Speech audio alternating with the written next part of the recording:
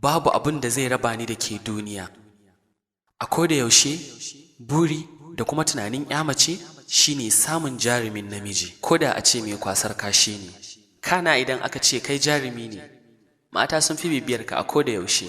Shi yasa saurayinki da aka ce min dan zamani ne, ana kiransa da Ishaq Kano, ni kuma na yi ƙoƙarin gwagwarmayar shiga rayuwarki. Don haka ina son ki, kuma na san shi ma yana son ki. To amma jarumtar ɗa namiji ta za ta cece shi a cikin wannan tafiyar. Shi mawaƙi ne, ni ma mawaƙi ne. Shi ɗan rawa ne, ni ma ɗan rawa ne. Shi ɗan wanka ne, kuma ni ma ɗan wanka ne. Haka zalika dole in shiga lungu da saƙo, in yi gaba, in yi baya, don ganin na rayu da ki. Ni ma ai ɗan mazarin ne, mu je zuwa.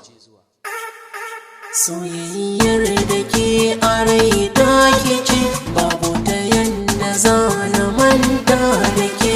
Na san kina buƙatar zama da ni ya haya masu ba zan bar ki ba.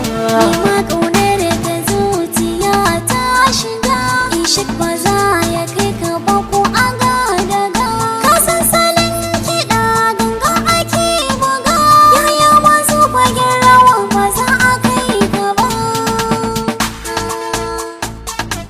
Scobie Production. Yahaya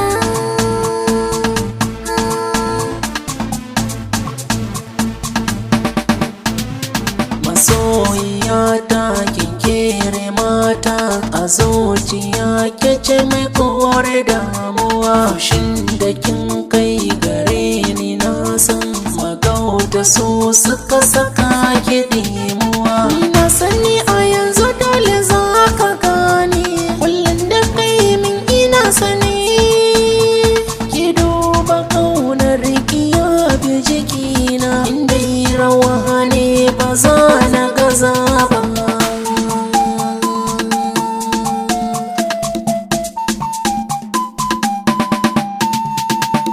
hannu musa kullum mu toshe, ka san ma hasadan wasu fiye kushe. In mun yi yage ni ta baya su rushe, Allah wadaran bishiyar da ba ta da reshe. Yaya masu Kano zo ka jani, giya ta soyayya kai ka bani. Na kyala wanda za ya kai ni ya bar ni, yaya masu Kano ai ba ka da tamaka.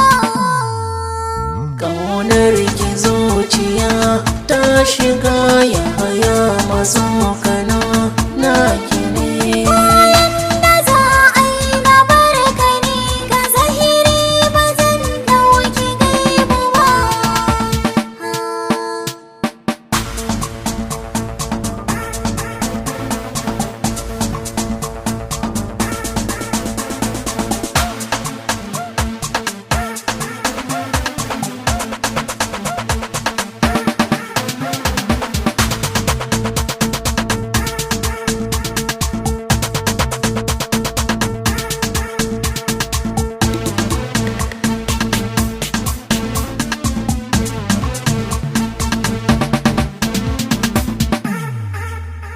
Ya ke ce ni